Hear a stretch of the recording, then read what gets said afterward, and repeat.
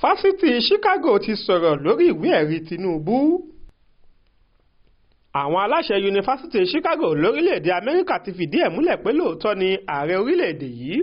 Bọ́lá Ahmed Tinubu kàwé gboyè jáde lọ́dọ̀ àwọn lọ́dún 1979.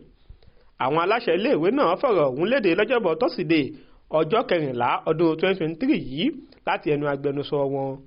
Iléèwé náà ní òfin àpapọ̀ ilẹ̀ Amẹ́ríkà kò fààyè gbà káwọn fi àwọn èsì àti sàtífíkẹ́ẹ̀tì tí Tinubu ní lọ́dọ̀ àwọn síta àyàfi tí ẹni tó ní sàtífíkẹ́ẹ̀tì bá gbà wọ́n láàyè láti ṣe bẹ́ẹ̀ tàbí tí ilé ẹjọ́ bá pa á ní dandan fáwọn láti fi síta fáráyé rí. Ó sọ báyìí pé gẹ́gẹ́ bí ilé ẹ̀kọ́ wọ́n máa ń bi wá léèrè pé kí a pèsè àwọn èsì àti ìwé ẹ̀rí àwọn akẹ́kọ̀ọ́ tí wọ́n ti gba iléèwé wa kọjá, ṣùgbọ́n òfin àpapọ̀ ilé wa kan the Family Educational Rights and Privacy FEPA ló fòfin dè wá lórí bí a ṣe lè fi àwọn sàtífíkẹ́ẹ̀tì náà síta. Nínú oṣù kẹjọ ọdún 2023 yìí ni àwọn kan tọ ilé ẹjọ́ àpapọ̀ US lọ láti wá béèrè sàtífíkẹ́ẹ̀tì Bọ́lá Tinubu tó jẹ́ ààrẹ orílẹ̀-èdè Nàìjíríà àti akẹ́kọ̀ọ́jáde yunifásítì Chicago ń bí lọ́dọ̀ wa.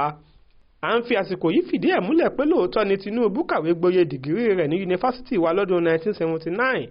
ṣùgbọ́n òfin ilẹ̀ wa ló dè wá ni a kò ṣe fi sàtífíkẹ́ẹ̀tì rẹ̀ síta. Ó sì dá wa lójú pé ojúlówó àwọn èsì àti sàtífíkẹ́ẹ̀tì pẹ̀lú gbogbo nǹkan tó jẹ mọ́ ọ̀rọ̀ rẹ̀ wà ní ọ̀dọ̀ wa níbí. Àwọn aláṣẹ iléèwé náà fọ ara wọn mọ́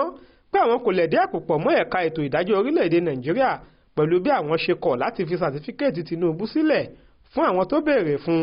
àti pé ilé ẹjọ́ gíga orílẹ̀-èdè Amẹ́ríkà nìkan ló lè pa wọ́n láṣẹ láti fi àwọn èsì náà síta.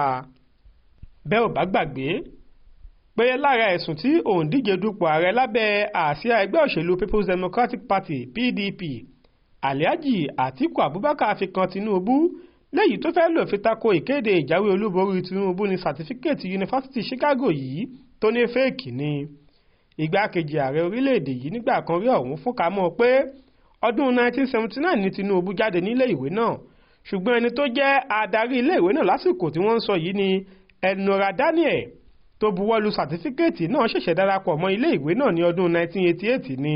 tó sì kúrò lẹ́yìn tó ṣiṣẹ́ níbẹ̀ fún ọdún 10 gbáko. Ó ní ọ̀rọ̀ náà rújú, ó sì nílò àlàyé ló ṣe pé ẹjọ́ sórílẹ̀-èdè Amẹ́ríkà láti béèrè fún ìwé ẹ̀rí náà. Ṣùgbọ́n báyìí àwọn aláṣẹ yunifásítì Chicago nílùú Amẹ́ríkà ti fìdí ẹ̀ múlẹ̀ pé lóòótọ́ ni ààrẹ Bọ́lá Ahmed Tinubu kàwé gboyè lọ́dọ̀ àwọn lọ́dún 1979 àti wípé òfin àti ìlànà ilẹ̀ wọn ni kò fààyè gbà wọ́n láti fi èsì àwọn akẹ́kọ̀ọ́ wọn síta. Jamiu Àbáyọ̀mí ló ń jábọ̀ ròyìn fún iléeṣẹ́ Aláròyé Online TV.